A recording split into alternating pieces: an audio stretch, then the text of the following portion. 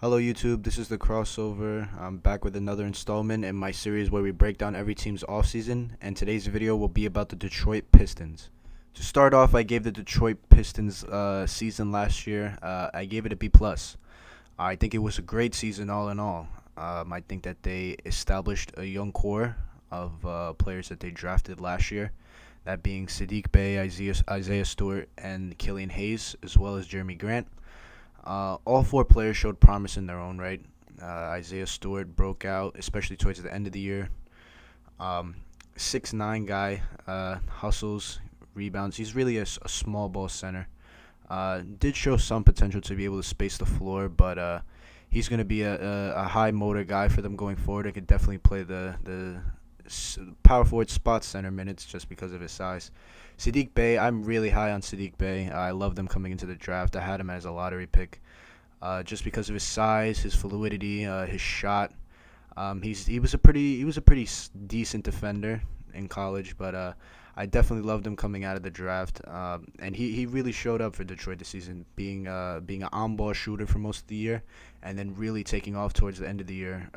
You see him developing his ball handling skills as the year went on, which you love to see. Killian Hayes, their seventh pick in the draft. I thought he was the perfect pick for Detroit last year. He had an up and down season. He was god awful to begin with, but he was dealing with some injuries in the beginning of the season, and then he tore his hip and missed a large part of the season. Came back, is a very solid defender, has great playmaking instincts. The only problem with Killian Hayes is his jump shot. It's really non-existent. His form is not fluid. It's not ideal. It's hard to get off at the NBA level where he has such flunky mechanics in his shot. I don't believe him as a shooter, but he's going to be a solid defender, solid two-way guard for the Pistons moving forward. And Jeremy Grant, right? They paid him all this money, right? He didn't want to be a role player anymore for Denver. Came to Detroit, wanted to play, be in that star role, and I think he delivered in that role. You couldn't have asked for more. 22 points, not many rebounds, not many assists.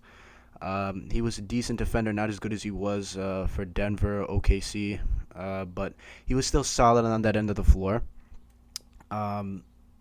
His scoring wasn't the most efficient, but I mean, when you're the only scoring option out there and you're the only player the defense really had to worry about, I'd give him some slack. But he's really not a number one option. None of these guys are, right? And that's the great thing about this, is that these guys established a core that they can plug that all Detroit needed now was that number one option. And they tanked the whole season to get that number one option, and they did. They got the number one pick, which good for them. Detroit has been pretty mediocre this past decade, and it's good to see them. It's good to see them get this opportunity to have the number one pick. I think Dwayne Casey did a great job this year coaching. I think he empowered all of his players. Jeremy Grant, Isaiah Stewart, Sadiq Bey. I think he did a great job. I thought he ran modern offenses. He tried to space the floor. It's a great coach for them moving forward. I think Detroit's in a great situation with the number one pick. A solid young core, right? A great head coach. I think Detroit is in a great situation, and they're only going to go up from here. Now for their offseason goals. Number one, most importantly, draft Cade Cunningham, right? We just talked about how Detroit has been given this opportunity of a number one pick. Cade Cunningham is that guy. He is that superstar player that they're going to be able to plug in day one. They're going to be able to say, here, give us the ball. The offense is going to run through Cade Cunningham.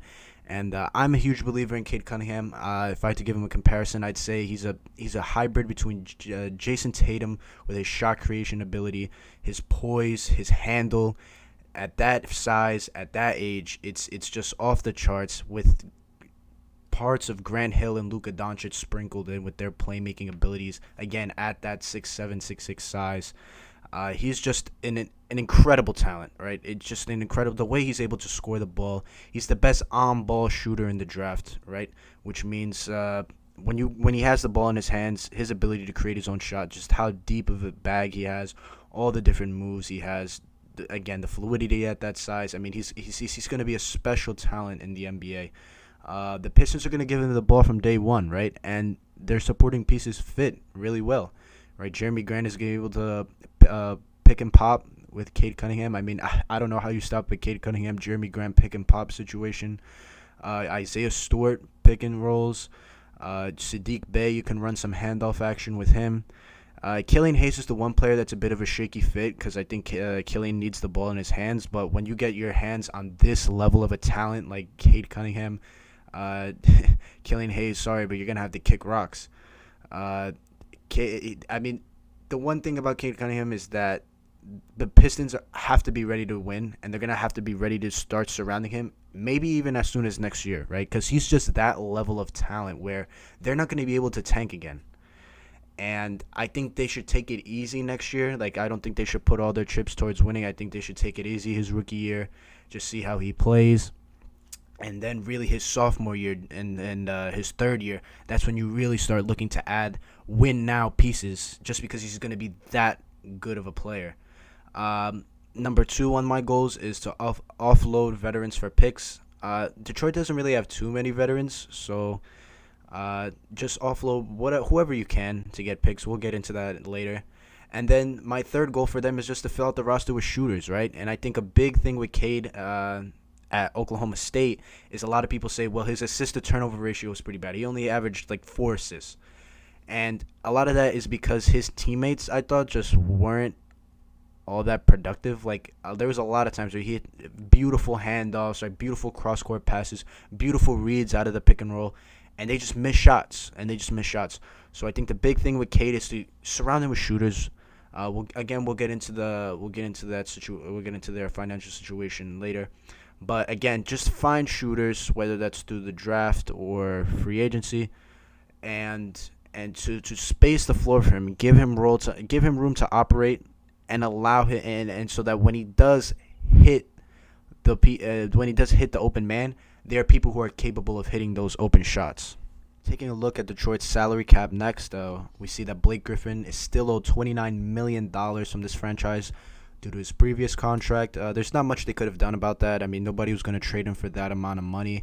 He was barely unplayable. He was not even a rotation player. I mean, people say he's revitalized his career, and he's still only a bench player at that, right? So not much they could do there except for just eat the money. We see Jeremy Grant again making $20 million, which I think he was well worth that contract. You know, we see a lot of guys get paid $20 million. I think Jeremy Grant is a borderline steal at $20 million per year. We move on to Corey Joseph, who is a backup point guard. They traded for him. At the deadline. They gave up DeLon Wright, and they obtained a couple second-round picks from Sacramento. Again, it was a savvy deal by them, right? Get second-round picks and a veteran swap. Maybe they could pull off that same move. I mean, DeLon Wright, I don't think he's that much better than Corey Joseph. So I think they should look to obtain more draft capital, right? Lower-end draft capital. You're not going to get anything high for Corey Joseph. Mason Plumlee, I was thinking that they should trade him, but Mason Plumlee actually performed pretty well this season. He was part of that offseason blunder where they let Christian Wood go, but then they signed Mason Plumlee and Jahlil Okafor, which didn't really make any sense. But I mean, Christian Wood, I don't know how good of a fit he would have been with Jeremy Grant, and I don't think they're too far off as players. Both around the same age, so I don't really kill them for that move. And Mason Plumlee played pretty good this year. He was a solid defensive big man, a decent rim protector, rebounded the ball really well for them, and was an efficient roll man. Is that the kind of big you want next to Cade Cunningham? I don't know. I think you need somebody more mobile next to Cade, and maybe even somebody who could space the floor. But Mason Plumlee is not a bad option, but I think you could definitely get something for him in the open market just because of how productive he was this season, right?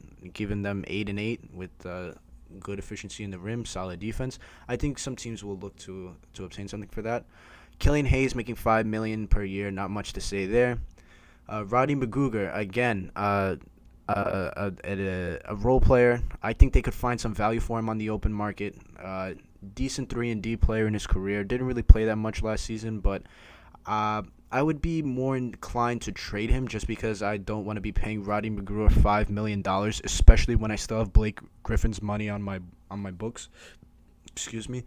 So I would be more inclined to pay him as he's really a minimum contract level player, and that's an extra $4 million that could be spent somewhere else. Josh Jackson, the infamous Josh Jackson, one of the biggest busts of the decade, in my opinion at least. I was really high on him in his draft. At $5 million per year, again, I might be inclined to just release him because I doubt anybody would trade for him. He was pretty bad this season. I mean, he put up better stats than he has throughout his time at Phoenix and Memphis, but still, I mean, that's just $5 million for Josh Jackson. I doubt anybody would trade for him.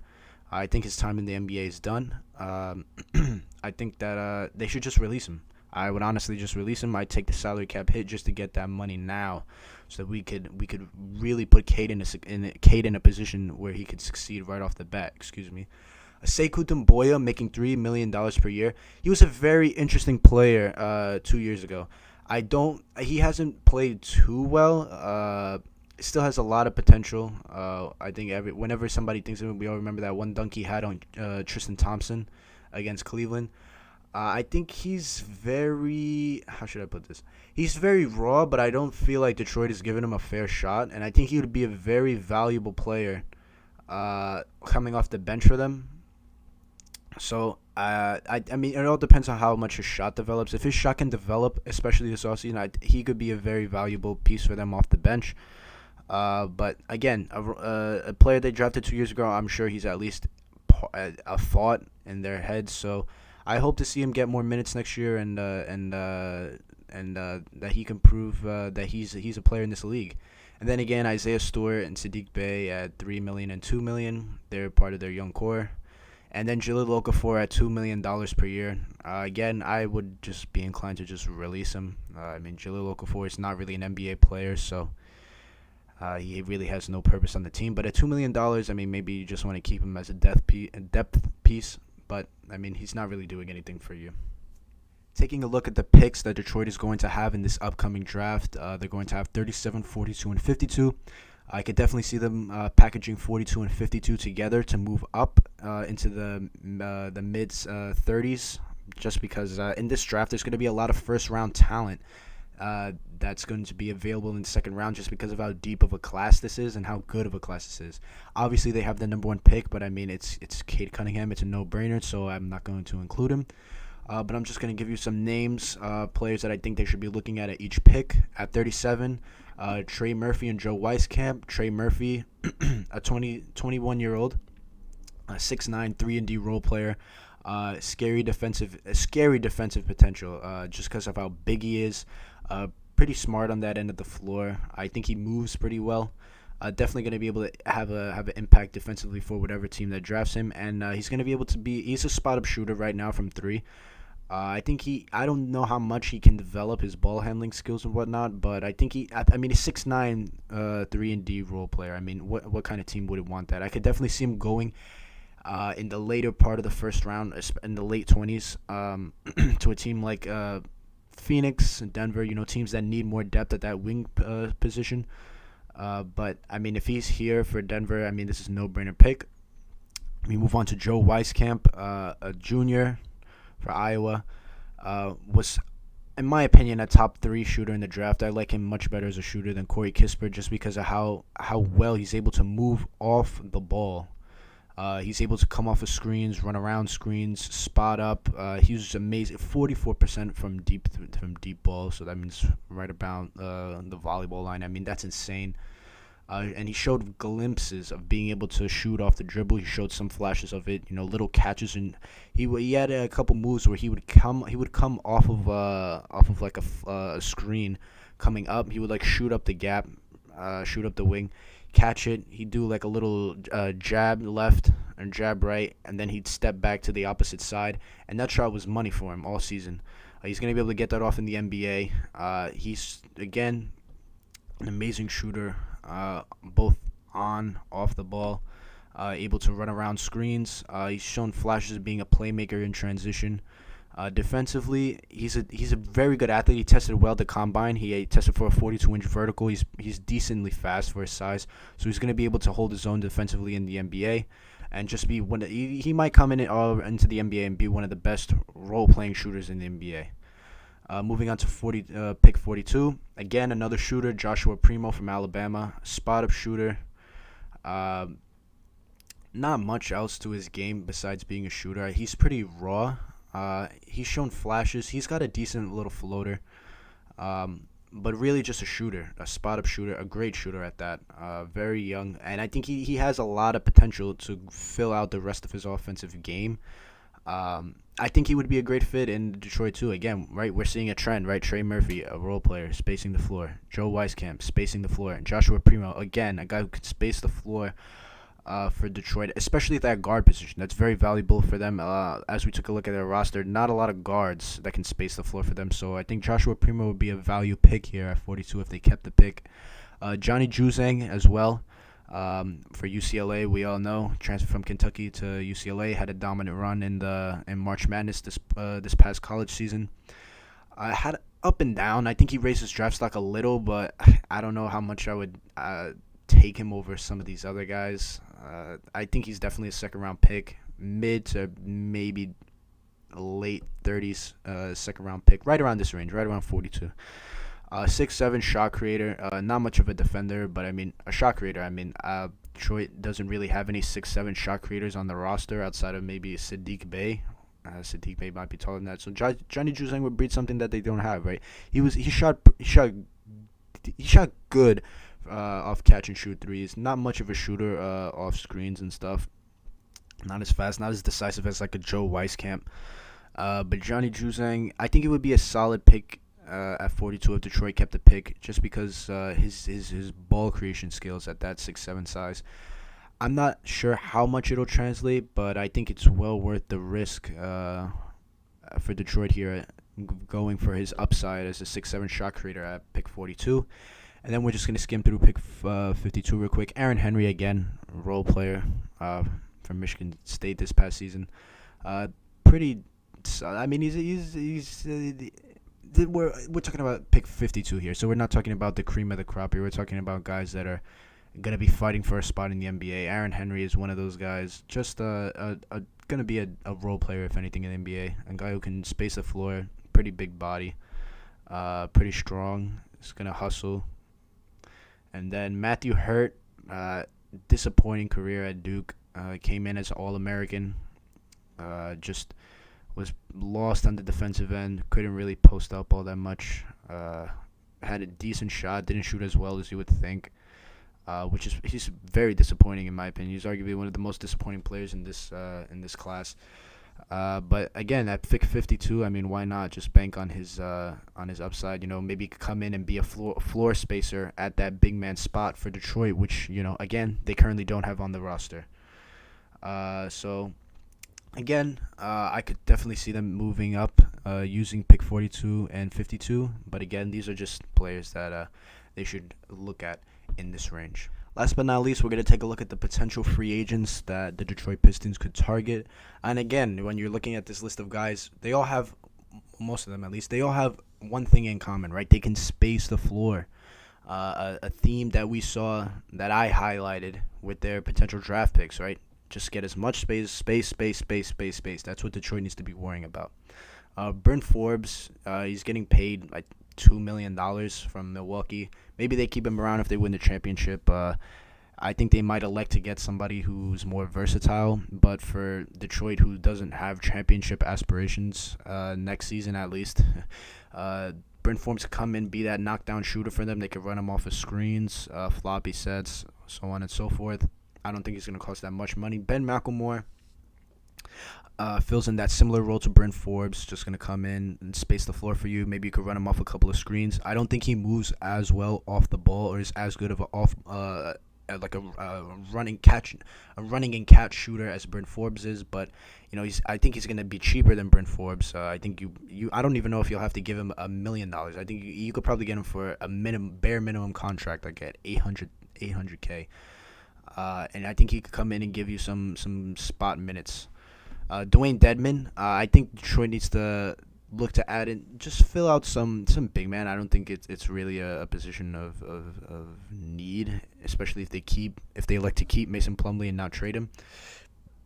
But adding some depth of actual playable players, I think Dwayne Dedman would be a good look, a guy who can who's at the end of his career, but a guy who can, space the floor a little bit, play some defense. Not what he once was, especially in Atlanta, but definitely can come in and give them positive minutes, and won't have to cost that much.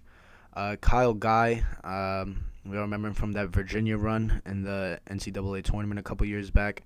Playing for Sacramento, hasn't really been given a fair shot in the NBA. I think could come in as a pretty big guard, hit shots for Detroit, because I think what I've highlighted before in the draft as well is they need like shooters like 6'6" and down, because they definitely need more guys who could space the floor at those guard spots, especially again next to the one and only Cade Cunningham. Trevor Ariza as well. He's probably at the end of his career, but again, a guy who come in, space the floor, play some defense. Harry Giles, who I highlighted in the previous video for the Houston Rockets. Again, a big man, a reclamation project they could take in, and if he hits, he hits. And if he doesn't, then you move on. It's not going to cost you that much. And then Wayne Ellington, again, spot-up shooter just like Ben McLemore and Brent Forbes. And, of course, Tyler Johnson, who had a couple moments with the Nets in the bubble. I thought he had a pretty season this year, but again, a guy who can create his own shot at that guard spot, could come in and maybe get hot sometimes and space the floor as well. And all these guys, low value none of these guys are gonna demand more than like maybe $3 million. Detroit is in a bit of a hole financially as we looked at with the salary cap, just because of that Blake Griffin contract, so they can't give out big contracts to anybody. So again, so all low end of the barrel free agents who are going to be able to come in and add just floor spacing, right? Just space the floor for Cade. They're not going to cost him that much, and I think that any number of these guys that will come if Detroit were to add any number of these guys, I think they would automatically make their roster better and Cade's life easier, which is the ultimate goal next season. And that's the end of the video, guys. Just to recap, Detroit has been given a wonderful opportunity to draft a player such as Cade Cunningham, and he's going to continue to grow alongside their core of Isaiah Stewart, Sadiq Bey, Killian Hayes, maybe Sekou Doumbouya, and of course Jeremy Grant. All they need to do is, especially with their financial situation due to the Blake Griffin contract, just find low-cost shooters in free agency and find guys who can space the floor for them in the draft to highlight Cade's playmaking abilities and make his life easier. I can't wait to watch Detroit basketball next season. It's going to be really exciting with all this youth. Detroit fans should be happy. I mean, to be in this situation. I mean, it's very hopeful, hopeful for the first time in a very long time. So that's the end of the video, guys. Thank you so much for watching. If you liked the video, please subscribe, share it with a friend. And yeah, thank you so much for watching, guys. Take care.